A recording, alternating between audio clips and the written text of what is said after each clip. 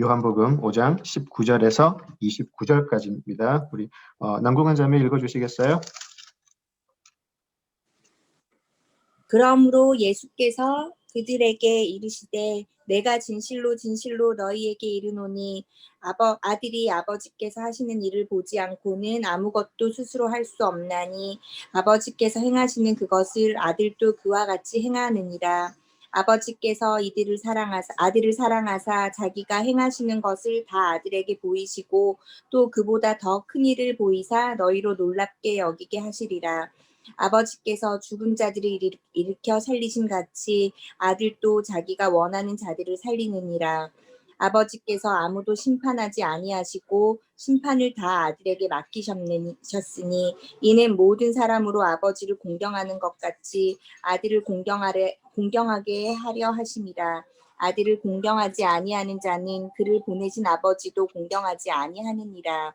내가 진실로 진실로 너희에게 이르노니 내 말을 듣고 또 나 보내신 이를 믿는 자는 영생을 얻었고 심판에 이르지 아니하나니 사망에서 생명으로 옮겨내니라. 진실로 진실로 너희에게 이르노니 죽은 자들이 하나님의 아들의 음성을 들을 때가 오나니 곧 이때라. 듣는 자는 살아나리라. 아버지께서 자기 속에 생명이 있음 같이 아들에게도 생명을 주어 그 속에 있게 하셨고 또 인자됨으로 말미암아 심판하는 권한을 주셨느니라. 이를 놀랍게 여기지 말라. 무덤 속에 있는 자가 다 그의 음성을 들을 때가 오나니 선한 일을 행한 자는 생명의 부활로 악한 일을 행한 자는 심판의 부활로 나오리라. 아멘. 네, 기도하시죠. 아버지 하나님, 은혜를 감사합니다. 오늘도 귀한 예수님의 말씀 들을 수 있도록 인도하여 주심을 감사합니다. 전하는 자는 오직 도구로만 쓰일 수 있게 하시고 하나님의 역사하심, 하나님의 인도하심이 우리 모두와 함께하여 예수님의 말씀이 우리들의 생명의 빛이 되게 하시고 우리들의 생명의 소망이 되게 하여 주시옵소서. 예수님 이름으로 기도드립니다. 아멘. 계속해서 우리 38년 되었던 병자의 고치심, 그리고 거기에 대한 유대인들의 정죄에 관해서 이제 계속 이야기를 나눠갈 텐데요. 지난주에 우리는 안식일을 가지고 좀 이야기를 나눠보았고요. 유대인들이 예수님을 정죄하는 두 번째 이유인 예수님께서 자신을 하나님과 동등되게 여기심에 대해서 한번 좀 나눠보았으면 좋겠습니다. 자, 유대인들이 예수님을 정죄한 두 가지 이유, 안식일을 범하고 하나님과 동등됨을 취했다. 이 두 가지 이유에 대해서요, 예수님께서 그 각각 이유에 대해서 또 따로 설명하시는 것은 아니죠. 두 가지 정죄에 대한 예수님의 대답은 사실 한 가지 사실에 근거한 것을 우리가 알 수 있습니다. 하나님과 예수님의 관계에 대해서 우리가 올바로 이해를 한다면 유대인들이 예수님을 죽이려고 했던 그 두 가지 이유가 아무 근거가 없음을 알게 될 것입니다. 그리고 그 근거는 또 사도 요한이 요한복음을 통해 말하고자 하는 예수님은 누구이신가에 관한 또 핵심 부분이기도 하죠. 사도 요한은 요한복음을 작성하는 이유를 기록을 해 놓았습니다. 바로 예수님께서 하나님의 아들 되심을 알리기 위함이다라고 했는데요. 사실은 오늘 예수님께서 유대인들에게 대답하시는 그 내용 역시 과연 예수님이 누구이신가에 관한 이유이죠. 관한 근거가 되겠죠. 예수님께서는 자신의 역할과 또 권한이 어떤 것인지 5장 19절에서 47절까지 설명을 하십니다. 이 부분은 예수님의 그리스도 되심을 이해를 하고요. 또 요한이 지금 그려내고 있는 예수님의 모습을 이해하는데 매우 중요한 부분이다라고 할 수 있을 것 같습니다. 19절에서 29절까지 오늘 읽었던 내용은 하나님과 예수님을 동등시한다라는 것에 대한 예수님의 대답이 될 것 같고요. 31절에서 47절까지는 예수님께서 하시는 대답이 왜 유효한가, 왜 믿을만한가에 대한 증거를 제시하는 내용이다라고 보시면 될 것 같습니다. 다시 말씀드리지만 요한이 지금 그려내고 있는 예수님, 그리고 요한이 이 요한복음을 작성했던 이유는 바로 예수님이 누구이신가에 관한 것이고요. 우리가 사마리아 여인 그 이야기를 사마리아 여인과의 대화를 통해서 예수님은 자신을 어떻게 드러내셨는지를 공부를 했었습니다. 그때 에고 에임이 기억나시는지 모르겠어요. 요한복음을 통해서 예수님은 나는 뭐뭐뭐이다라고 계속해서 이야기하시죠. 길이시고 진리시고 생명이시며 또 다른 여러 가지 비유를 통해서 나는 누구이다라고 예수님 본인의 정체성이라 그럴까요? 예수님 본인이 누구인지를 드러내셨는데요. 자, 이 예수님은 자신이 누구인가에 대한 질문에 가장 중심되는 개념은 바로 아버지와 아들, 성부 하나님과 성자 하나님의 관계성에 있다라고 가르치시는 것이죠. 자, 오늘 내용도요. 이 아버지와 또 보내심을 받은 아들에 관한 이 관계에 관한 내용이 되겠고요. 아버지와 아들의 관계는 나중에 아버지와 아들이 어떻게 하나가 되며 아버지와 아들의 관계성은 연합이고 하나가 되는 관계이며 이것은 나중에 동일하게 예수님과 예수님을 믿는 그리스도인들이 또 하나가 되는 연합이 이루어질 것이며 또 그리스도인들이 그들 사이에서 또 한 번의 연합이 이루어져서 교회가 만들어짐을 우리가 알 수 있습니다. 그리고 그 연합이 바로 세상 속에 교회가 존재하는 이유이다라고까지 발전하게 되는데요. 그 이제 요한복음 지금 계속 보시면서 후반부로 가면서 이 개념이 점점 발전되어 가는 것을 볼 수 있을 것 같습니다. 우리가 요한복음을 예전에 다락방 강화를 공부를 했었기 때문에요. 이미 사실 알고 있죠. 어떻게 예수님께서 성부, 성자, 성령의 하나가 되시며 예수님을 통해서 우리가 그 연합에 참여하게 되고 또 우리가 믿는 사람들이 서로 사랑해야 할 이유는 바로 우리가 그 성부, 성자, 성령 삼위일체 하나님과 하나 되는 은혜, 하나 되는 그 자리까지 나아가게 되는가 거기에 대한 것이기 때문에 우리가 사실 이 어떻게 발전되어 가는지는 이미 우리가 공부를 했었습니다. 자, 지금까지처럼 사건이나 어떤 비유에 관한 것이 아니기 때문에요. 19절에서 47절까지는 좀 다소 모호할 수 있고요. 좀 추상적일 수 있고요. 사실 우리들의 많은 묵상이 필요한 부분이라고도 할 수 있겠습니다. 그러나 어쩌면 우리 신앙에서 가장 중요한 묵상이고 또 되새김이 될 수 있겠다. 그런 생각이 드네요. 다음 주에도 계속 할 텐데요. 이 5장 19절에서 47절을 한번 계속 읽어보시면서 내가 어떻게 예수님을 이해해야 하고 어떻게 그 하나님과 예수님이 하나가 되시는지 좀 많이 묵상을 해보시면 좋겠습니다. 그래서 좀 다소 추상적일 수 있고 모호할 수 있는 부분이지만 우리 삶에서 오히려 그런 그 묵상이 좀 구체적으로 열매가 맺힐 수 있게 되면 좋겠습니다. 우리가 계속 해왔던 질문이 있죠.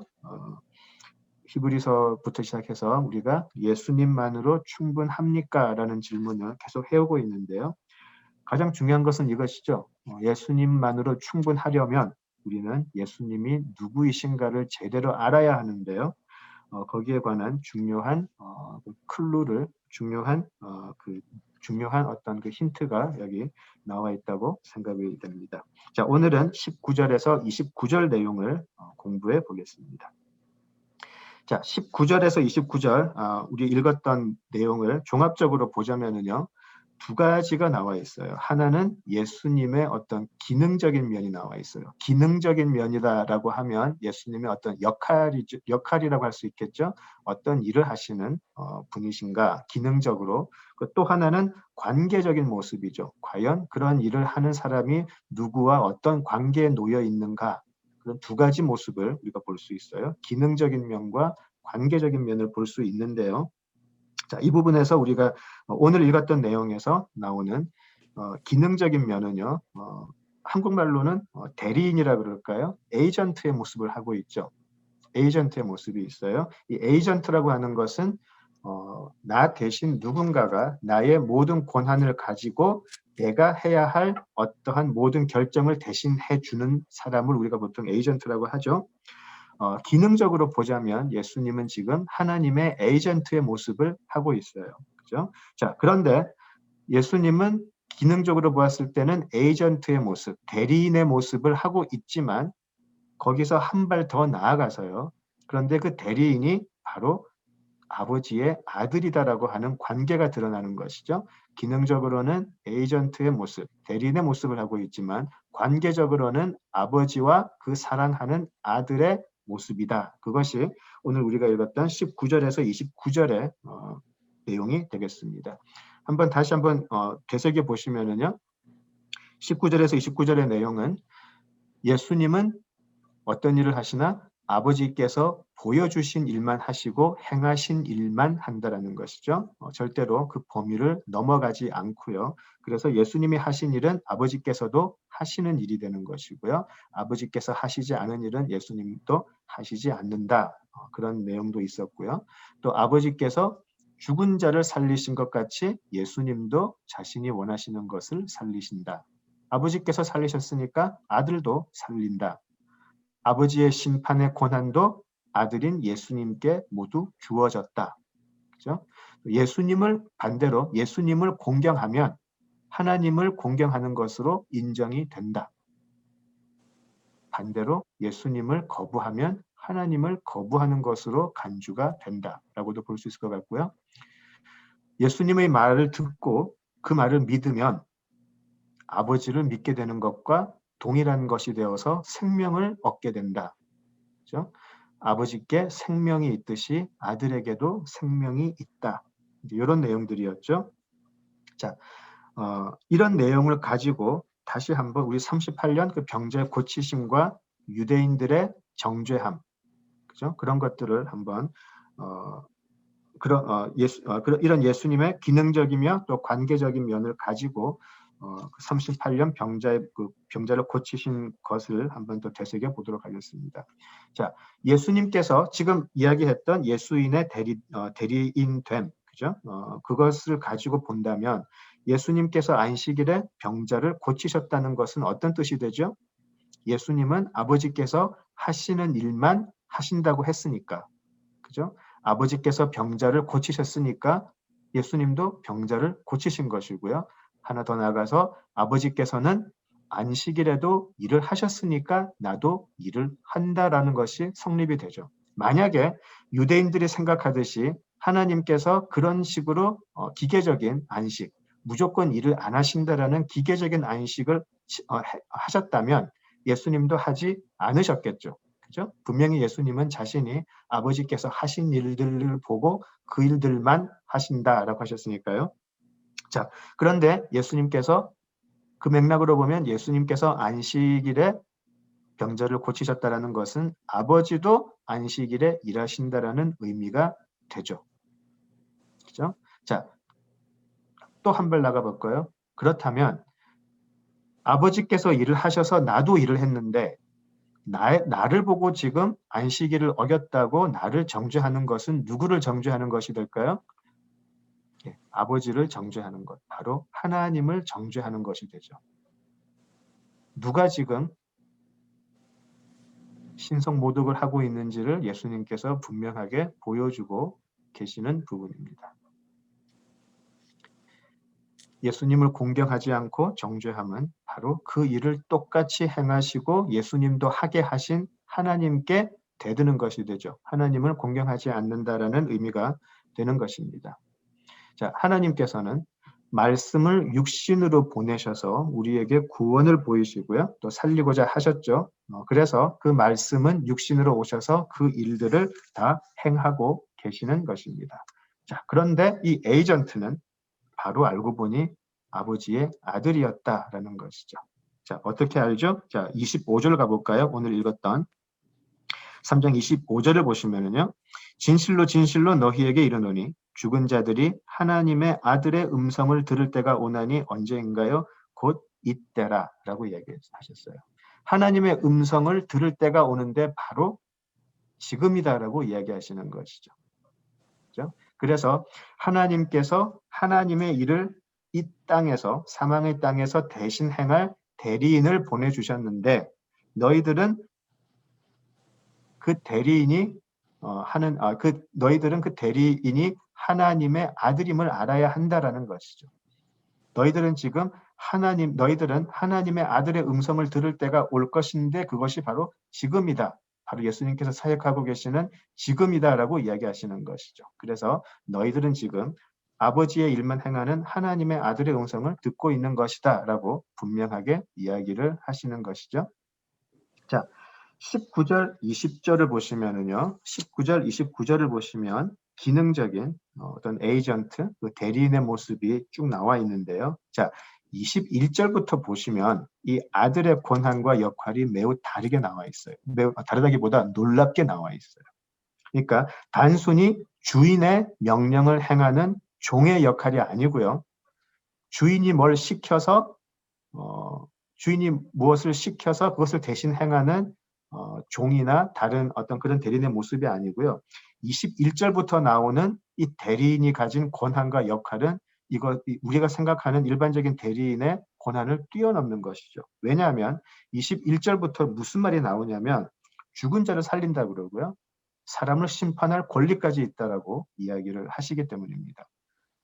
자, 하나님은 죽은 자를 살리실 수 있는 분이고, 그죠? 죽은 자를 살리실 수 있는 분이고 산 자를 심판하실 수 있는 권한이 있다라는 것에 대해서는 이견이 없죠. 유대인들도 그런 여호와 하나님을 믿고 있고요.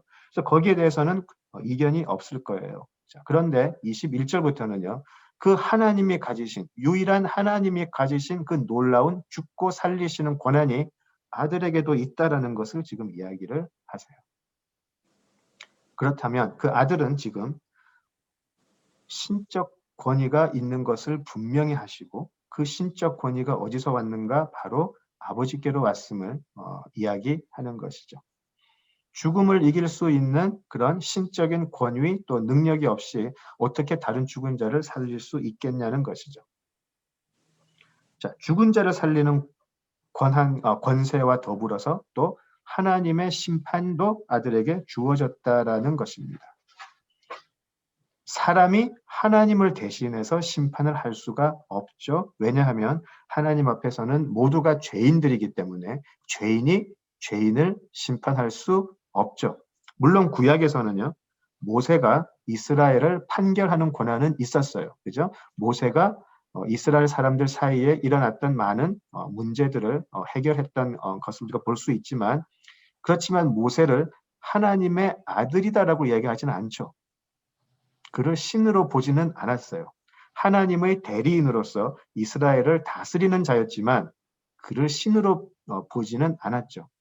물론 나중에 모세를 신격화하는 그런 움직임이 없었던 것은 아니지만 히브리서에서 우리가 함께 공부했었던 히브리서를 한번 기억을 해보시면은요. 그 표현이 기억나시는지 모르겠어요. 히브리서 기자는 모세가 하나님이 지으신 집 안에 집사인 것처럼 이야기를 해요. 집 안에서 집을 관리하는 자다. 그렇게 이야기를 했는데 하나님의 아들의 권한은 뭐였나요? 집 밖에서 그 집을 다스리는 자라고 나와 있잖아요. 그죠? 그래서 모세조차도 이스라엘 사람들의 판결하는 권한까지는 있었지만 하나님의 심판을 할 수 있는 권한은 없었던 사람이에요. 신적인 권위를 가진 사람은 아니었다라는 것이죠. 자, 누가 함부로 죄인의 몸으로 다른 죄인을 심판할 수 있겠습니까? 그죠? 자, 그런데 그 심판의 권세를 가진 사람이 여기 있다라는 것이죠. 누군가요? 하나님의 아들이다라는 것이죠. 자, 하나님의 아들이라면 심판할 수 있는 권한이 분명히 있죠. 하나님의 아들은 죄가 없으신 분이니까 다른 죄인들을 심판할 수 있는 것이죠. 그리고 여기 22절을 보시면 심판을 다 아들에게 맡기셨다라고 되어 있어요. 전적인 신뢰를 가지고 아버지께서는 아들에게 모든 심판할 수 있는 권위와 권세와 권한을 다 주셨다라는 것이죠. 너무나 놀라운 선언이죠. 선포죠. 그죠? 자, 23절을 보시면 자, 왜 그랬을까요? 왜 그랬을까요? 자, 이 권세를 보면 아버지와 동일한 권세, 권한, 권력을 가지신 분이기 때문에 사람들은 그 아들을 여기서는 공경이라고 나와 있죠. 영어로는 honor이라고 되어 있고 또 respect라고 되어 있는데요. 공경하거나 존경할 수밖에 없는 것이죠. 사람으로서는 가질 수 없는 권세와 권한을 아버지 하나님께로부터 받으신 유일한 분이기 때문에 그분을 경외하고 공경하고 존경할 수밖에 없는 것이죠. 만약에 그것을 우리가 보고서도 그 아들에게 존경을 돌리지 않고 영광을 돌리지 않으면 아들은 하나님 보내신 사람은 공경하지 않는 사람들에게 너는 나를 존경하지 않는 것과 동일한 죄를 지었다라고 말을 하신다는 것이죠. 굉장히 비슷한 비유가 기억나시나요? 지금 이 부분과 지금 예수님께서 하신 말씀과 매우 흡사한 비유가 하나 있는데요. 기억이 나시는지 모르겠어요. 나시는데 아마 모르는 척하고 계신 것 같은데, 예, 우리 마태복음으로 가볼까요? 마태복음 21장 33절에서 41절 가보겠습니다.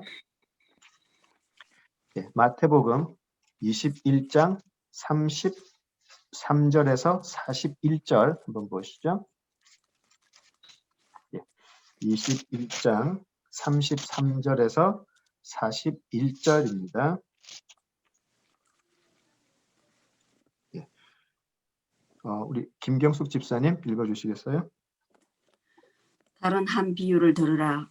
한 집주인이 포도원을 만들어 산 울타리로 두르고 거기에 접자는 틀을 만들고 망대를 짓고 농부들에게 새로 주고 타국에 갔더니 열매 거둘 때가 가까우매 그 열매를 받으려고 자기 종들을 농부에게 보내니 농부들이 종들을 잡아 하나는 심히 때리고 하나는 죽이고 하나는 돌로 쳤거늘 다시 다른 종들을 처음보다 많이 보내니 그들에게도 그렇게 하였는지라. 후에 자기 아들을 보내며 이르되 그들이 내 아들은 존대하리라 하였더니 농부들이 그 아들을 보고 서로 말하되 이는 상속자니 자 죽이고 그의 유산을 차지하자 하고 이에 잡아 포도원 밖에 내쫓아 죽였느니라. 그러면 포도원 주인이 올 때에 그 농부들을 어떻게 하겠느냐. 그들이 말하되 그 악한 자들을 진멸하고 포도원은 제때에 열매를 바칠 만한 다른 농부들에게 새로 줄지니이다. 예, 거의 흡사하죠. 지금 예수님께서 예수님의 어떤 기능적인 면과 관계적인 면을 이야기하실 때 이 비유가 저절로 생각이 날 것 같아요. 그죠? 굉장히 하나 되는 어떤 비유인 것 같고요. 자, 여기서도요. 포도원 농부 이 비유에서도 우리가 에이전트 역할을 한 사람들을 볼 수가 있죠. 처음에 포도원 주인이 종들을 농부들에게 보내죠. 그죠?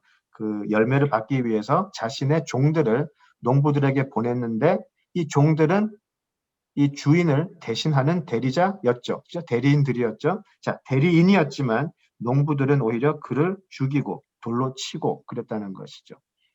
자, 그리고 나서 그 주인은 또 다른 대리인을 보내는데 이번에는 그냥 대리인이 아니고 자신의 아들을 보내는 것이죠. 자신을 대표하기 위해서, 대리하기 위해서 자신의 아들을 마지막으로 대리인으로 보내게 됩니다. 자, 무엇이 다르죠? 처음에 보냄을 받은 종들은 우리 구약에서 만나게 되는 선지자들이었죠. 그죠? 선지자들은 하나님의 심판을 분명히 예언을 하였고요. 심판을 면하기 위해서는 그들이 어떻게 변해야 한다라는 것을 대언하였습니다. 대리로 이야기를 한 것이죠. 그리고 율법 속에 숨겨졌던 하나님의 뜻이 어떤 것이었는지 참된 뜻을 조명하기도 하였고요. 그리고 진정으로 하나님 앞에서 이스라엘이 올바르게 서는 길이 무엇인지를 보여주었어요. 그죠? 자, 그러나 농부들은 이스라엘은 이 선지자들을 때려 죽였던 잘못을 저질렀던 것이죠. 자, 그래서 주인은 또 다른 대리인을 보내겠지만 이 대리인만큼은 농부들이 공경하고 존대하리라라는 믿음으로 보내게 됩니다. 왜냐하면 아들이니까. 그죠? 아들이니까. 그러나 농부들은 그 아들마저도 유산을 차지하기 위해서 죽이고 말죠. 그죠? 자, 주인이 이전에 보냈던 종들 그리고 지금 보내는 아들은 권한과 권세에서 엄청난 차이가 있죠. 그죠? 선지자들과 아들의 권한과 권세도 엄청난 차이가 있는 것이죠. 선지자들에게는 대언의 역할은 주어졌지만 그들에게 하나님과 동일하게 사람을 살리고 죽이고 심판까지 하는 권세는 주어지지가 않았어요. 왜냐하면 그들은 하나님의 종들이었기 때문에 서번트였죠. 그죠? 자, 그 선지자들은 사람으로서는 할 수 있는 정말 가장 큰 역할을 하긴 했지만 그들에게 아들의 권세는 주어지지 않았어요. 그러나 아들에게는 아버지와 동일한 권세, 권한이 주어졌음을 오늘 본문을 통해서 볼 수 있겠습니다. 선지자들의 말을 무시했다가 심판을 받았던 유대인들이죠. 우리 구약에서 보았고요. 자, 이제 아버지와 동일한 권한, 권세를 가진 아들이 왔는데 이제 어떻게 할 것인가? 이것이 여기 질문인 것이죠. 자, 선지자들과 달리 이 농부는요, 선지자들을 죽였을 때는 참죠. 계속 참아요, 농부가. 그러나 아들을 어떻게 대하는가에 따라서 심판이 나와 있죠. 포도원 비유에서는 어떻게 되죠? 아들을 죽여버리니까 주인이 어떻게 했죠? 악한 자들을 진멸했다라고 나와 있어요. 그죠?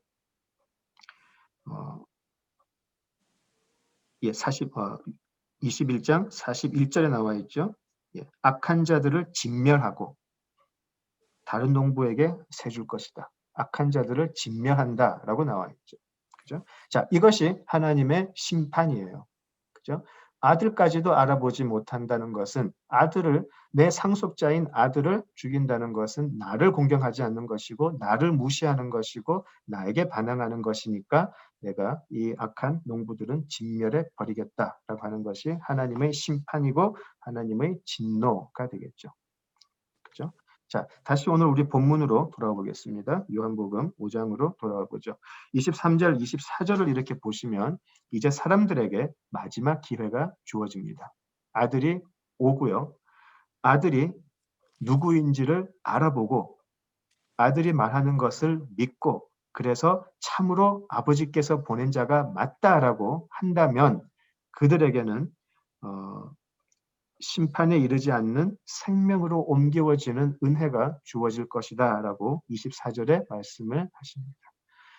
지금 아들을 예수님께 대해서 신성모독을 했다라고 정죄하는 유대인들은요, 결과적으로 오히려 자신들이 하나님이 보내신 그 아들을 욕되게 함으로 오히려 자신들이 신성모독의 죄를 범하고 있는 것을 알지를 못하고 있는 것이죠.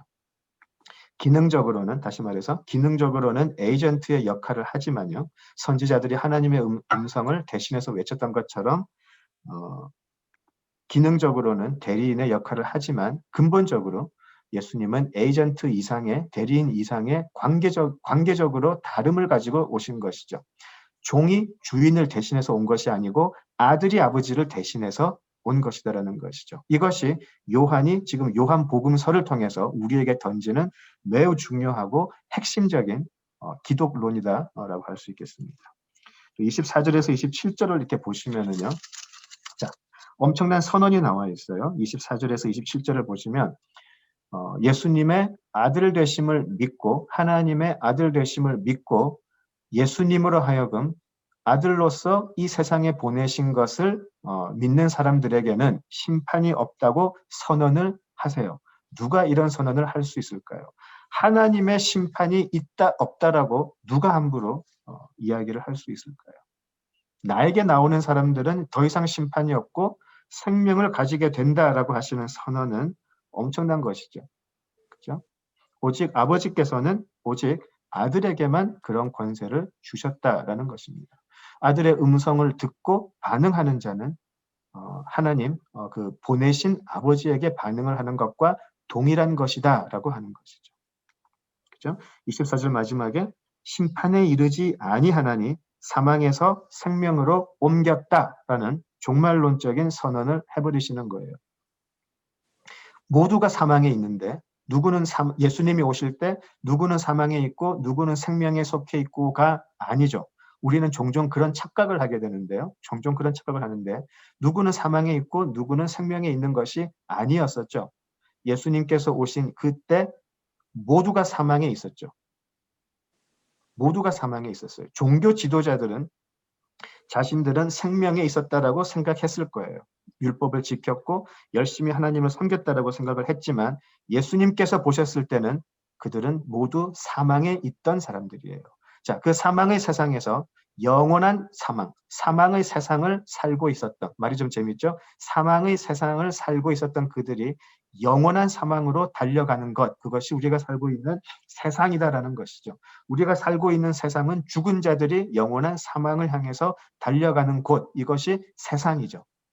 그런데 예수님의 말씀을 듣고 아들이 오셨다라고 깨닫는 사람들은 사망의 땅에서 생명의 나라로 옮기워지고 갑자기 새로운 하늘의 시민권자들이 되어버린다라는 것이 복음의 가르침입니다.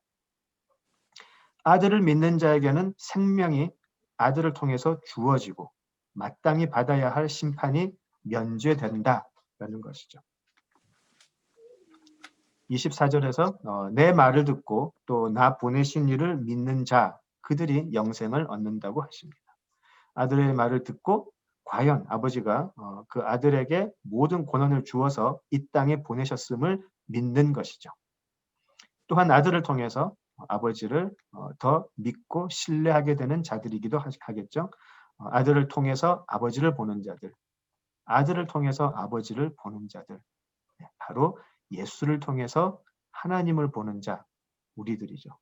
그리고 세상은 우리를 통해서 예수를 보게 되고요. 또 예수를 통해서 하나님을 보게 되는 것. 그것이 신비한 하나님과 성자 예수님, 그리고 예수님과 교회의 연합이다라고 할 수 있겠습니다. 26절과 27절을 보시면은요, 좀 재미있는 좀 차이가 하나 있어요. 한번 읽어볼게요. 26절입니다. 아버지께서 자기 속에 생명이 있음 같이 아들에게도 생명을 주어 그 속에 있게 하셨고 또 인자됨으로 말미암아 심판하는 권한을 주셨느니라라고 되어 있죠. 그렇죠? 자, 여기 좀 다른 점을 보실 수 있을지 모르겠어요. 굉장히 중요한 구분인데요. 다음에는 이런 거 한번 퀴즈 같은 걸로 하면 좀 재미있겠네요. 그죠? 26절, 27절을 보시면 생명을 주심을 이야기하실 때는 하나님의 아들이라는 표현을 쓰시고요. 그죠? 아들이라는 표현을 쓰시고요. 심판에 관해서 얘기하실 때는 인자됨이라는 표현을 쓰세요. 그죠? 그 두 가지를 이렇게 구별을 하시죠. 그죠? 하나님의 생명이 아들에게 주어졌고요. 그리고 인자에게, 사람의 아들이 된 인자에게 심판의 권한을 주셨다라고 나와 있어요. 26절과 27절이 사실은 우리 구원론에 있어서 굉장히 중요한 질문이 아닐까 싶습니다. 우리 그런 질문 자주 하잖아요. 꼭 예수님이 인간이 되셨어야 하나요? 그런 질문 많이 하죠. 그렇죠? 그리고 우리 초대교회 때도 여러 이단들이 예수님의 신성만 가르치고요. 예수님이 완벽한 신으로 오신 거는 인정을 하지만 예수님이 또한 사람이 되셨다라는 것을 부정하는 이단이 굉장히 많았었어요. 우리 그 요한 서신 나중에 우리 한번 했었죠. 우리 예배 때 했었는데요. 우리 요한 1서를 보시면 그런 말이 나오죠. 예수님께서 사람의 몸으로 오신 것을 부인하는 자들은 다 누구? 적 그리스도이다라고 하는 말이 있죠. 그때부터 벌써 예수님을 온전하게 하나님의 아들이자 또 사람의 아들이라고 인정하지 않는 무리들이 그때부터 있었다라는 것이죠. 26절과 27절에는요. 너무나 중요한 예수님에 대한 우리의 이해가 필요한 부분입니다. 왜 생명은 아들에게 주셨다고 하고 심판은 인자됨으로 사람의 아들에게 주셨다고 하셨을까? 자, 이렇게 한번 생각해 볼까요? 하나님은 생명의 근원이시죠. 그죠? 생명을 주시는 분이시죠. 우리를 흙에서 우리를 창조하셔서 숨을 주셨잖아요. 숨을 주시면서 우리를 살게 하셨죠. 그죠? 자, 그래서 하나님은 우리의 생명의 근원이 되시고요. 그 생명의 권한이 아들에게 주어졌다라는 것은 바로 하나님과 동일한 자리에 그 아들을 놓는 모습이에요. 요한복음 우리 1장에서도 보시면은요. 말씀이 하나님과 함께 창조 때 계셨는데 그 말씀을 통하지 않고서는 창조된 것이 하나도 없다라고 요한이 바로 요한복음 시작하면서 선포하는 부분이에요. 그죠? 그렇게 생명은 하나님에게로서만 나오게 되고요. 그 창조에는 말씀이 계셨고, 그런데 또 요한은 어떻게 얘기하나요? 바로 그 말씀이 육신으로 이 땅에 오셨다라고 나와 있잖아요. 그죠? 자, 생명의 권한이 아들에게 주어졌다라는 그 사실 굉장히 놀랍지만, 자, 하나님만 가지고 계시는 심판의 권한도 그 아들에게 주어졌어요. 그런데 그때는 심판의 권한이 주어질 때는 하늘에 계신 말씀이 아니고 사람의 아들로 온 그 인자에게 주셨다라고 되어 있어요. 자, 여기서는 27절을 보시면 인자됨으로 말미암아라고 나와 있잖아요. 그죠? 영어로 보면은 because he is the son of man. 왜냐하면 그는 하나님의 사람의 아들이었기 때문에. 그죠? 인자됨으로. 그죠? 그리고 쉽게 말하면 사람의 아들이기 때문에, 사람이기 때문에. 자, 여기서 우리가 예수님이 사람의 몸으로 태어나야 할 중요한 이유 하나를 발견하게 되죠. 그리고 이것은 사실 우리가 우리 신앙생활을 통해서 예수님을 생각을 할 때에 정말 우리가 변하지 않고 가지고 있어야 할 예수님에 대한 개념이기도 해요. 그렇죠? 자, 예수님은 하나님의 아들이에요.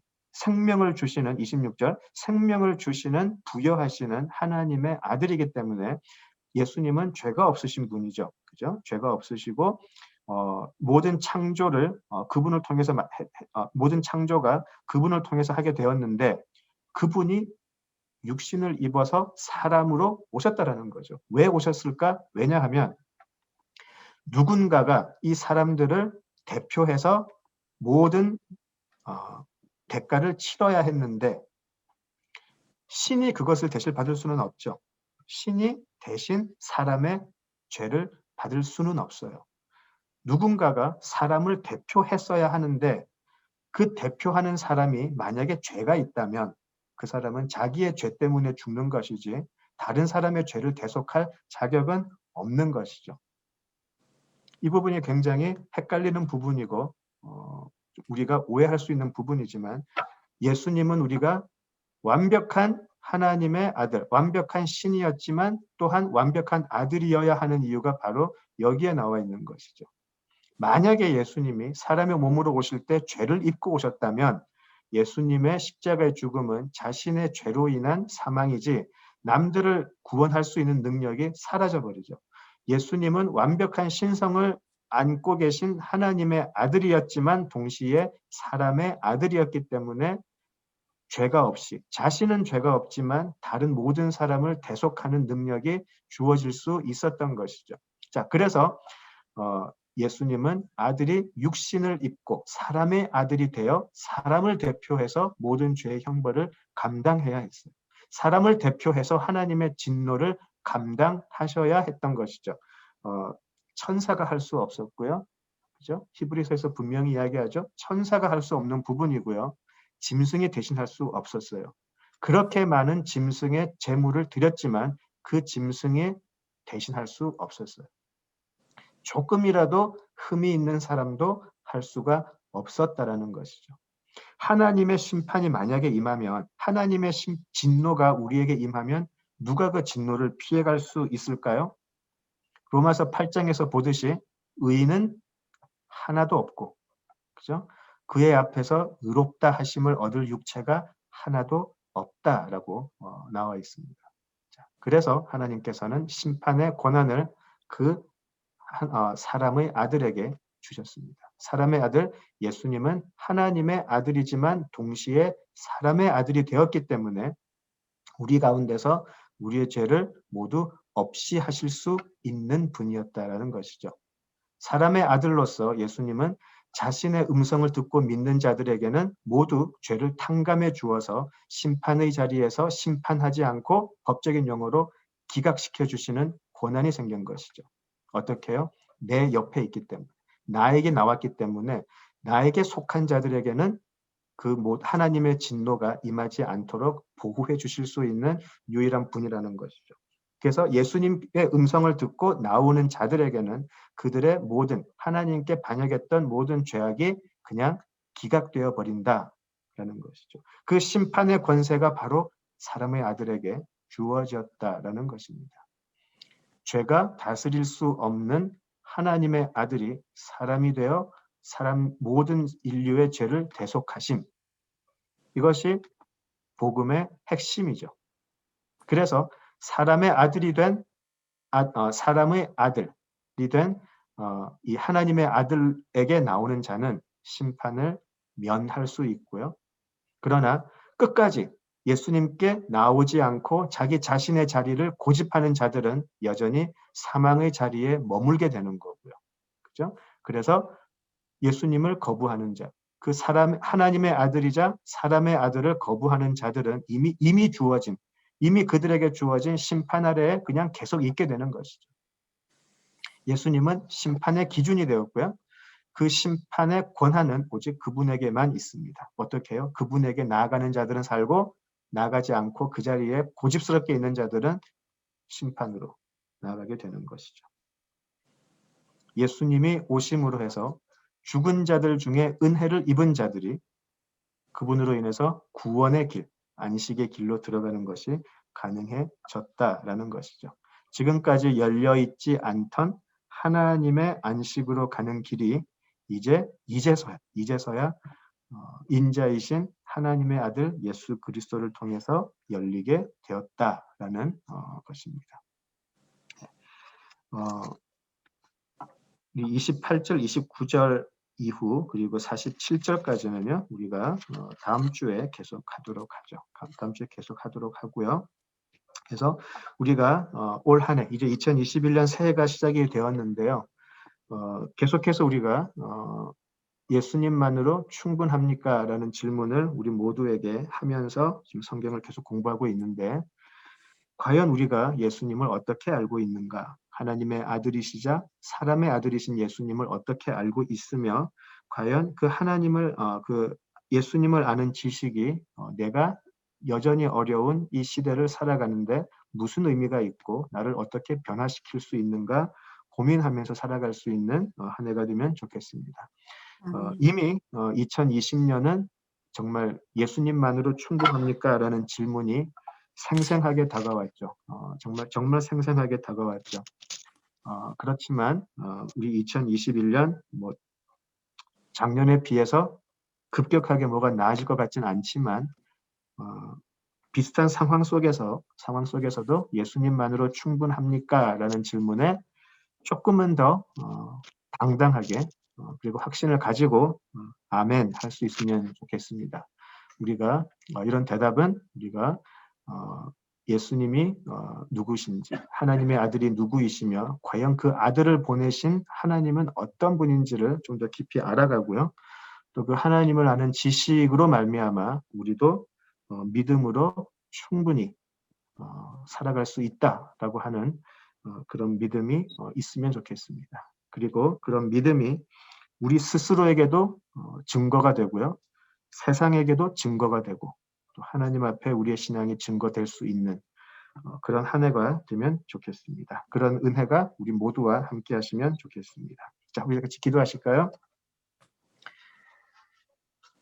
아버지 하나님, 참으로 귀한 하나님의 말씀 또 예수님의 말씀 감사합니다. 우리가 살면서 더욱더 예수님이 누구이신지를 알고 그 알아가는 지식이 깊어질수록 하나님을 향한 우리들의 사랑과 신뢰와 믿음이 더욱더 깊어질 수 있게 하여 주시옵소서. 우리가 하나님께로 나아갈 수 있는 것 오직 예수님 때문임을 알게 하시고 오직 그 이유만으로 충분한 그 은혜만으로 그 하나님의 사랑만으로 충분한 우리들의 삶이 되게 하여 주시옵소서. 변함없으신 하나님의 은혜를 감사하며 예수님 이름으로 기도드립니다. 아멘. 예, 우리 유다서 24절, 25절 함께 하시면서 오늘 예배 마치도록 하겠습니다. 능히 너희를 능히 보호하사 너희를 욕심이 없게 욕심이 없게 하시고 하시고 너희로 그 너희를 그 영광 영광 앞에 앞에 흠이 흠이 없이 없이 힘으로 힘으로 서게 서게 하시니 하시니 곧 우리 곧 구주 우리 구주 홀로 홀로 하나이신 하나이신 하나님께 우리 주 우리 예수 주 그리스도로 예수 그리스도로 말미암아 말미암아 영광과 영광과 위엄과 위엄과 권력과 권력과 권세가 권세가 영원 전부터 전부터 이제와 이제와 영원토록 영원토록 있을지어다. 있을지어다. 아멘. 아멘. 감사합니다.